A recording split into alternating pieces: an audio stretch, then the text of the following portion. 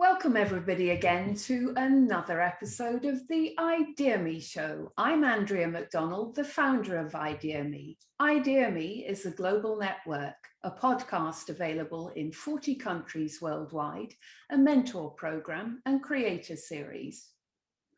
Today marks the beginning of the Exponential Technology and Ethics playlist. Exponential technology is going to change our world in unimaginable ways, most of which hopefully positive, but there are risks. I am here with a renowned bioartist, futurist, and explorer. She uses art to advance technology and science. She also uses her art to ask very pertinent questions relating to ethics in the advancement of science and technology. One of the questions she asks is, how do we want to evolve? So let's find out more. In your words, who are you? Hi, my name is Amy Karle. I am an artist and I study what it means to be human. I especially look at what it means to be human now at this time of humans and technology coming together. This dynamic range of who we could become by using our technology, from, really an enlightenment to our ultimate demise. And we are at no loss for seeing this in examples in the world.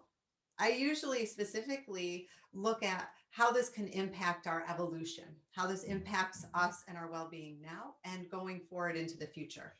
I use exponential technologies as tools in the actual process. So tools like 3D printing, artificial intelligence, machine learning, because these are technologies that when we use them, they have such a large repercussion that we can't undo their effects.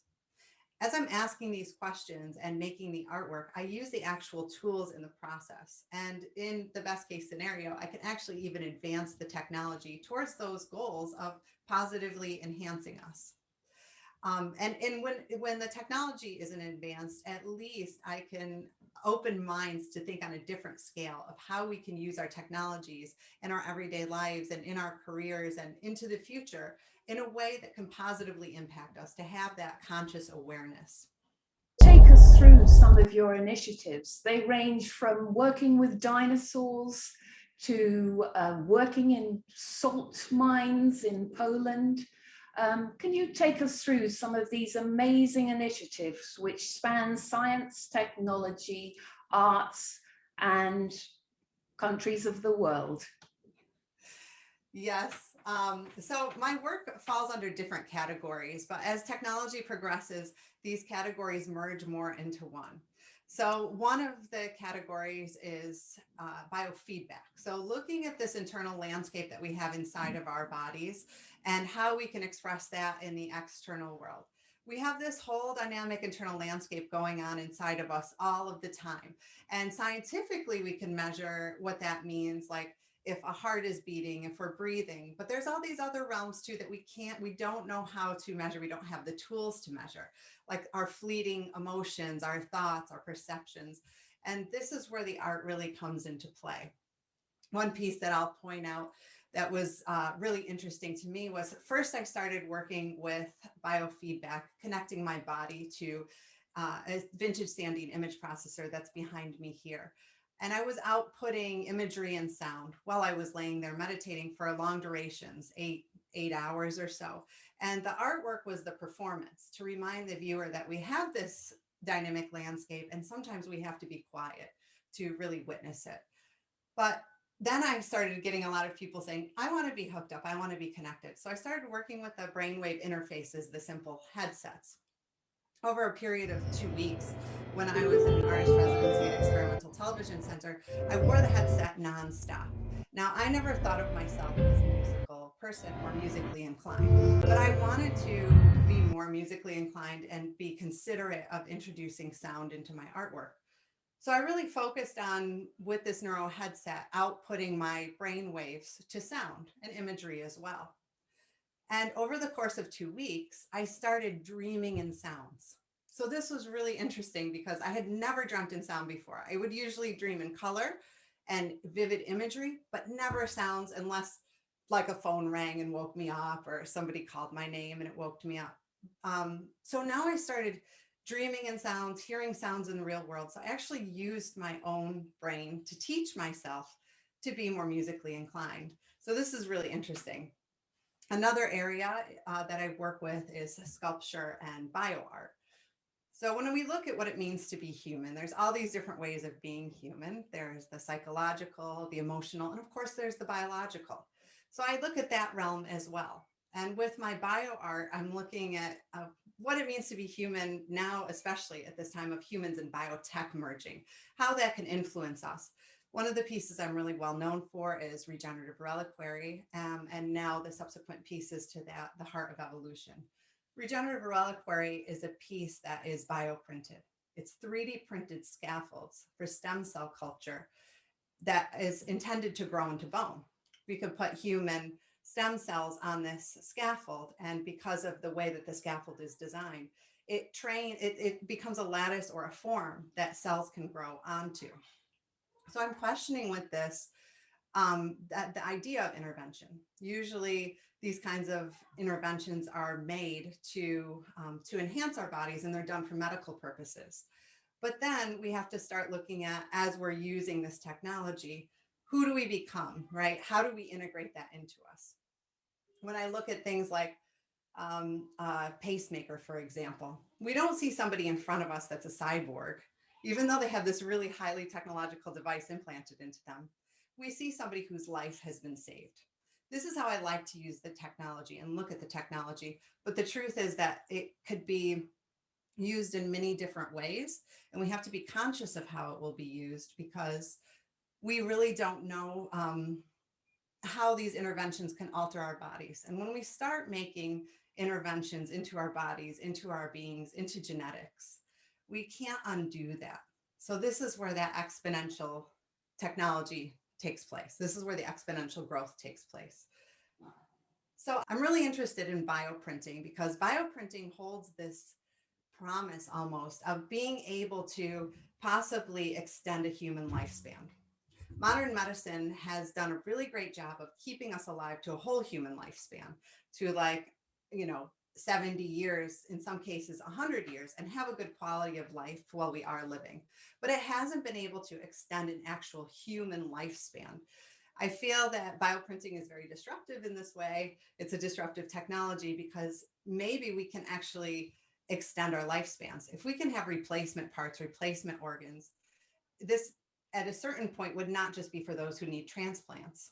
As we age, could we switch out our organs and therefore live a longer life? We don't know that answer yet. We don't know if switching that out would let us live a longer life, but it's exciting to explore that. There's the potential there. But when we start to think about the next step, then we think about who would be able to access that. So in America, for example, it would probably be available for those who are wealthy. In Asia, it might be those who are deemed worthy. And so different countries have different approaches to who would be able to access these kinds of implants or replacement parts.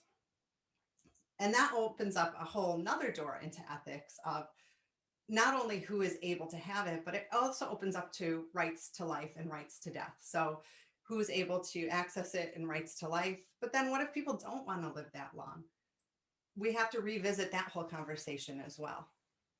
So even though we're not to that point yet, it's really important that we start asking these questions, and we try to look at the range of how our technologies and biotechnologies could impact us, impact humanity, and impact our planet, our environment, impact us over the very long term. Because then we can start to have that awareness and build it into our technologies of thinking about who we want to become. In exploring the future of all living things, you also look at the history of all living things and evolution. Could you talk a little bit more about how your art brings that alive? Yes, thank you. So I look at evolution in a scientific sense, but there's also a personal evolution that happens. And this is integrated into my work as well. We all have these personal stories that we carry, and they help evolve us into the people who we become. We have choices along that path to use that to help us grow or to hinder or debilitate us. And I also look at the big picture of evolution in this way as well, especially when we're using biotechnology and other exponential technologies to alter the course of that future. One of the pieces that I'm currently working on is the Heart of Evolution.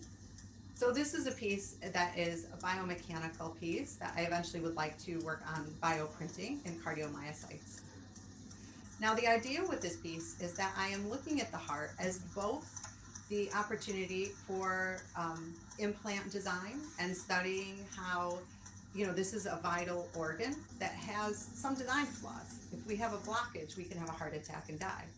So I worked with cardiac surgeons to figure out how I can propose a better vascular network. Also, scientifically, the vasculature is very exciting because if we can bioprint vasculature, we can start to deliver nutrients to different organs. So we're that much closer to actually bioprinting viable organs. So there's this scientific side to it. But I'm also, as an artist, asking if we were to be successful with this and be able to make new implants that nature never intended, how does this actually alter us? The heart is known as this emotional seat of consciousness, right? The place that we feel love, joy, sadness, all of these emotions with it. So if we're going to actually take that and replace it, who do we become as a person and as a species because of that? What is our limitation of knowing? There's so much we don't know about how all of this works. We don't know what animates the heart as far as like what makes us alive. We just any field, we can't answer those questions. We've been asking them for thousands of years, maybe even longer. And we just don't know those answers. So as we're playing with this, we have to be really conscious that we really don't know what we're doing. So I'm asking these questions through making the artwork. And this is where a lot of the ethics and the ethical questions do come into play. Have you ever been invited onto a board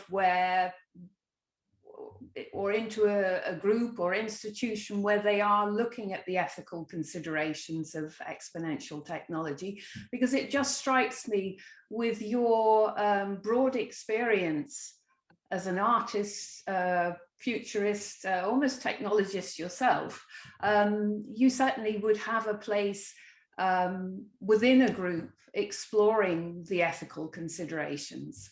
I have not been formally invited to be a board member or anything like that, but I am often invited to give talks with tech companies, and I work with a number of tech companies as well to try to make artwork using their tools and technologies and ask these questions in the process. So I look at a lot of my artworks as artifacts of a speculative future.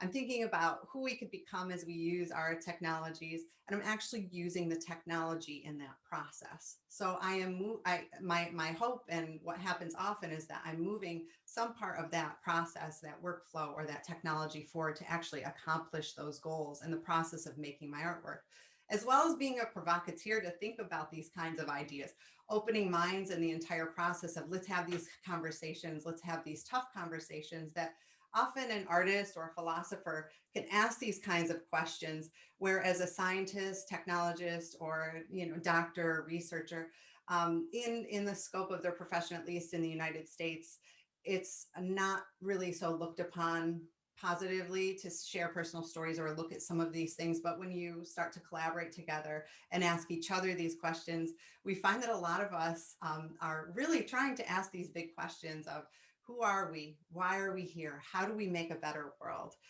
So this is an important way that we work together. So yeah, even though I'm not like specifically on any boards, I'm often invited to give talks and partner with companies or make my artwork using their technology to be able to work through these kinds of questions. ideaXme's audience is quite a mixed bag. We have an audience of creators who shape our world, university students who would like to impact our world, but there's also the broad public who are interested, curious about what's happening next. Could you talk a little bit about exponential technology? What is it, and what are the different components? So exponential technologies are the kinds of technologies that make such a broad impact that we can't undo it. It's not in a linear fashion. It's not, oh, we do this and then we do this. It's something that the technologies that when we put it into place, it just has a huge growth. So we can look at our social media platforms in that way, which is a giant social experiment, really, using our technology and working with humanity. And we can see the range through that of the benefits of being able to connect the world, work collaboratively across the world, education, but also the dangers as well. We see what happened in the United States, that it is really just impacted our national security and our personal safety on so many levels. So, so we can see how this kind of technology is exponential. We think of exponential technology when people talk about AI and AI being able to take over, and machine learning that goes in a path where we can't stop it. This is the idea of exponential technology. But we also look at exponential technology in our biotechnologies as well. When we start to modify food crops, and then that genetic code can't be undone. So we have to be very mindful when we're using our exponential technologies, that understanding the repercussions that this reproduces down a really vast scale, and oftentimes we can't undo it. Also, we look at that with human modification as well. Like now we can actually select out our offspring, for example. And this often is done because we want to down select for a really terrible disease, for example. But people can also select the sex of their child now. I was born with a life-threatening birth defect, and I feel like my parents would have, if they had that option, selected for me not to have that, because it was very traumatic. It was traumatic for them. It was traumatic for me. I had a number of experimental surgeries until one worked when I was a teenager. However, that life experience really made me who I am today. So I question, if how making these selections will alter us fundamentally, physically and emotionally.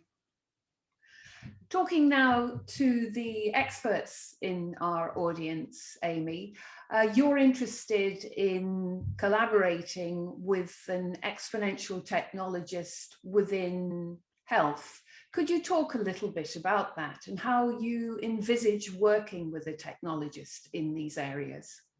Yeah, specifically right now, what I'm looking for is any companies, institutions, or groups that are interested in doing research and working with machine learning in 3D. And the reason that I'm interested in this is because when I work with bioprinting, this is in 3D. It is closer to how our bodies are made. In the inside of our bodies are 3D, and we look at all the forces that are put upon our body. It doesn't just happen flat in a petri dish. So I'm really curious and want to explore further working with machine learning in 3D. What I would ultimately like to do is to create an entire system where we can use big data to analyze how patients have deformity or disease. So in the example of a heart, a doctor can take a scan of a patient's heart and then look at big data of, say, 10,000 or 100,000 healthy heart scans. And a computer can actually help identify where there is a deformity or disease, in addition to the experts looking at these scans. The next step would be to use a generative design or generative engineering program to propose a replacement part, and then use a bioprinting to take a patient's own genetic material and bioprint a part that then could be put back into their body with robotic assisted surgery, and maybe even have a whole system with personalized medicine afterwards, of having a 3D printer that would print out medicines on their counter at home to help them with whatever they need that day. So as I'm working through this process, I've gotten through the point of working with the CAD programs and doing artificial neural networking to design these parts, but we really need to work in the machine learning in 3D. So as I'm traditionally trained as a sculptor, so this is an area that I feel very comfortable with. And I did start exploring it with a recent project that I did with the Smithsonian in 2020, where I was looking at deep time. So very far back, they gave me scans of dinosaur that they wanted me to work with. And I thought, what am I going to do with this dinosaur scans? But I was thinking about how can we look at evolution from the past and then into the future.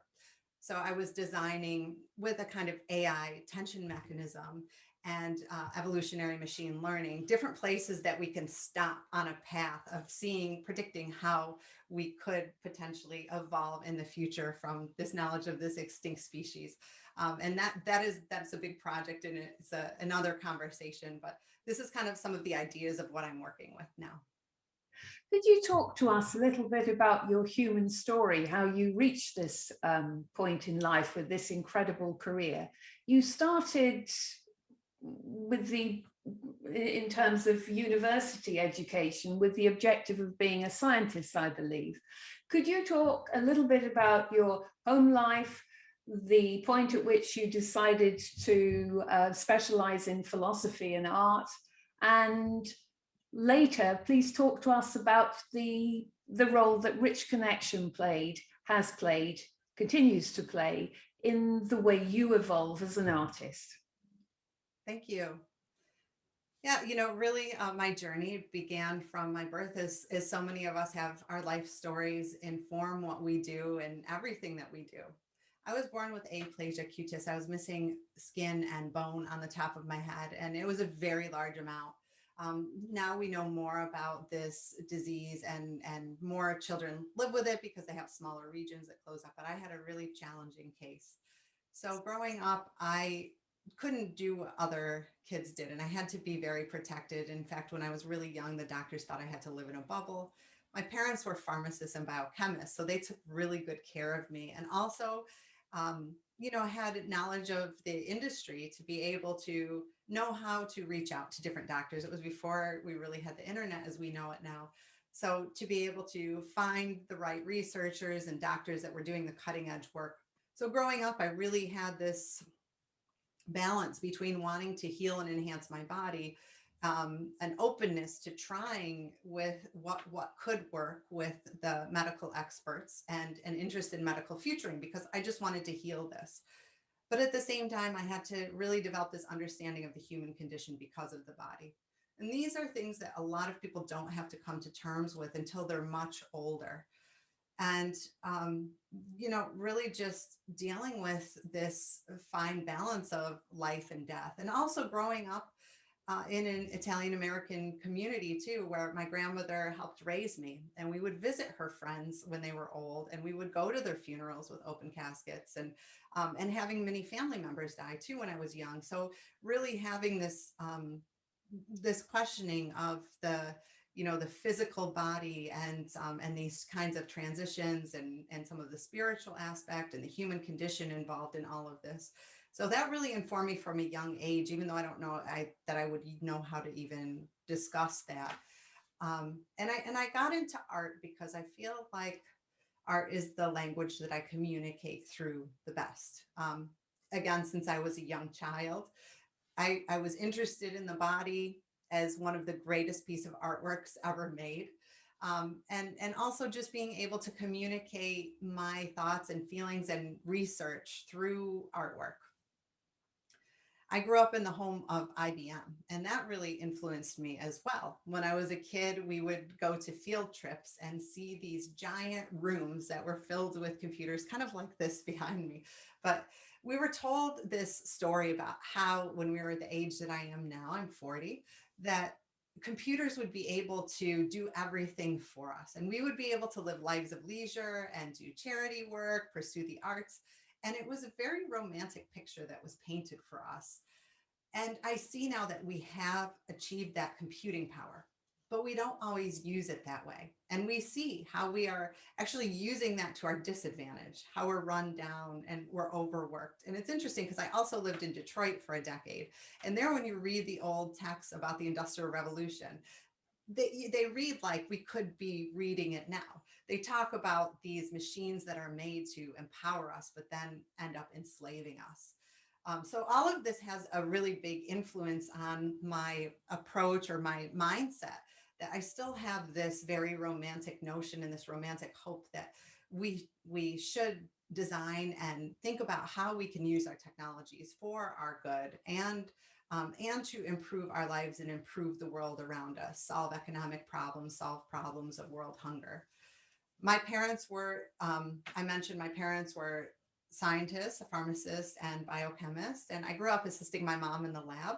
So working in the scientific world was very comfortable for me, and working behind the pharmacy was, I mean, I didn't really work in the pharmacy, but just being in that environment. But I did assist my lab a lot, like my mom in the lab a lot, doing gel staining, pipetting, that kind of stuff. So I feel like I was very comfortable working in the scientific environment. I picked up on concepts quickly. She was a professor for a while. I would help her students, her grad students, with their experiments. So I was exposed to the scientific environment. I'm comfortable working in that environment. But like I said, I feel like the way that I express myself the best is through art. That in one moment I could create something that someone can walk by in the 1 to 3 seconds in a museum and be able to just understand all of these thoughts and emotions and feelings and personal stories and big picture ideas and technology, all of that that goes into it, kind of in one emotional instant. They could feel that as they walk by the artwork, or at least I can communicate that way. And what about rich connection?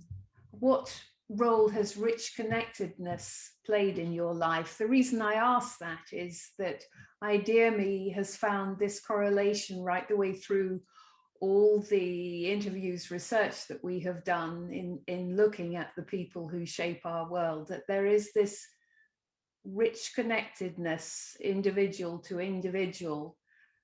A spark happens, and way down the line, many people can benefit from that spark. There's many different kinds of rich interpersonal connections. There's professional interconnections that really help to advance what we do every day and inspire us and provide innovations. And then there's also these personal stories that so deeply influence us and deeply shape us. Those are from our own life experiences and the rich personal connections that we have with our families and our friends. So in this context, I think about a lot when I'm doing my bio artwork. I think about my close friend, Lisa. Lisa had pulmonary hypertension, which is a terminal illness of the lungs. And she was sick for 10 years before she had a transplant. She was actually an ideal candidate for the idea of being able to bioprint a replacement part, because she was sick for a long time. So we had time, we would have had time to develop, to print, to grow a replacement part for her. And she really inspired me through a lot of this journey. So there is, the physical need of something that I would have done if I could ultimately provide something that would heal her. But there was the emotional side as well. I watched her develop a personality of just so much grace. She was, through this disease, she embraced this as an opportunity to develop as a person. And I'm very honored to be able to see her on that journey. When she was in the transplant house, not only did her and I have a lot of conversations about this, but I also had conversations with other people that were there as well that received transplants. And no matter what their background was or their religious affiliation, they all told me this similar story of feeling so different after they got a transplant, of feeling different, like they had part of someone else in them in a spiritual way, like they felt like they were a different person acting out in a different way. And I hear this from so many people, even if they feel like, oh, they're not a spiritual person. And so this actually also influences my work in such a great deal. And this is where the power of the artwork is, where I can take these very technological stories and processes, but also integrate these with all these other thoughts and emotions and all these other influences that I have in my world. And share these stories that, yes, although they're very personal, they also connect to the human condition and the human spirit. Almost everybody, no matter what our background is, or our social status, our economic status, our sexual preference, we all have a point in our life when we have to deal with this kind of pain and suffering from living through the body. And this is something that we can all fundamentally find relationship to with each other.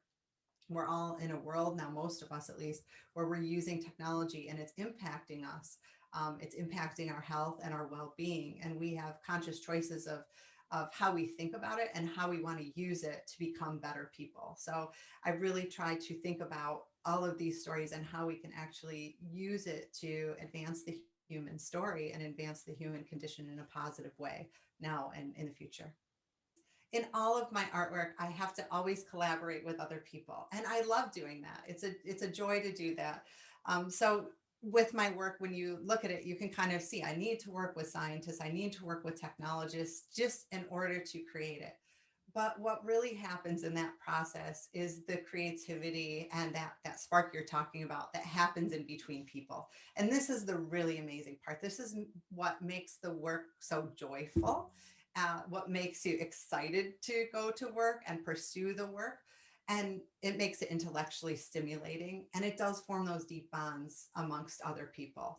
It's another level of connectedness. I like that you call it rich connectedness. I've never really heard this term before, but that's really the truth of what it is. So when I go into working on projects, it's usually that I have a general concept or a loose idea of what I would like to pursue. And then I put it out there to, if I have a talk or something like this, and I say, this is what I'm working on. And people come to me, or I am introduced to people, and then we start, brainstorming together. And this is when the real magic happens. What can each of us bring to this project that is unique to us, that is our specific talent? And, and there's a celebration in that, in a way of saying, what are you good at? What am I good at? And when we work together and we have that intense focus on the project, really the project will take over and new things manifest in that process. And we learn so much in that process. So I feel very thankful to have so many rich connections through pretty much almost every project that I do. The collaborations take different forms. Sometimes it's very intimate. We work together every day, or I go into a company and work with their team every day. Other times it's more independent, especially now during the pandemic, where I'm sent data or information. We kind of work over the computer, but it's this process of bringing people together that is so exciting. For example, I'm thinking of a specific time when I was working on regenerative reliquary, the hand design. And I brought together, I had a meeting and I said, this is where we're at right now. This is what I'm working on. This is the struggles and the problems and challenges. And I was having problems with materials timing out because the 3D prints would take such a long time that the materials would evaporate, it would change consistency. So we had to develop new materials for the process. And it has to be so precise for cells to be able to grow on it. So this was actually kind of a big technical challenge. And I brought together the technologists and the bionano-scientists. And then I just kind of proposed, this is my problem. And then they went off to the whiteboard, and seeing them working together was so inspiring to me. But they were the ones that made the real developments that day. They made actually the best formula of peg to hydrogel that I had ever used. And it was the most successful formula for the project. So they ended up making innovations and developments for their specific fields as well, even though it was inspired by the artwork. They took their talents and they made it into what we really needed to make the project successful. And it was interesting because as an artist, I wanted something that was human scale, that was like uniquely and quickly recognizable as human. So for working with bones, the bones that are most recognizable in humans are skulls and hands. So that's why I chose a hand design. Now, scientists usually do this work on a very small scale in the lab, like, just a few millimeters or less. But as an artist, I wanted this huge thing. So this is what actually pushed us to develop new materials, to develop the technology and the tools actually too, and new workflows to be able to get something that large into 3D printed form. And to date, this is still the largest known 3D printed scaffold for cell culture that's known to be made. So it really took us all working together to make those advancements. So that points to some of the technical things that we can measure, but it's really the human connection that drove that forward, the desire to work together. and just the excitement that comes from inventing something new, creating something new, innovating. And then with the artwork, it's so satisfying because we can actually see it in a museum after, whereas scientists and technologists often do the work in a lab and not a lot of people see it. And they might even have a really acclaimed white paper, but the general public doesn't have the opportunity to see what goes into that. So in this way, the artwork not only tells personal stories behind it, but it also tells these stories about the collaboration and all the different elements that go into it of us working together. In this case, new material formulas were made, and like I mentioned, this is the largest known 3D printed scaffold to be made for stem cell culture that we know of. Which out of all the work that you have done to date are you most proud of, and why? That's a really hard question. I honestly feel like what I'm most proud of is that I keep working. It's not necessarily a specific work. It's that I keep working and I keep growing. And this is what I encourage other people as well in any field, like keep going, keep going, keep going.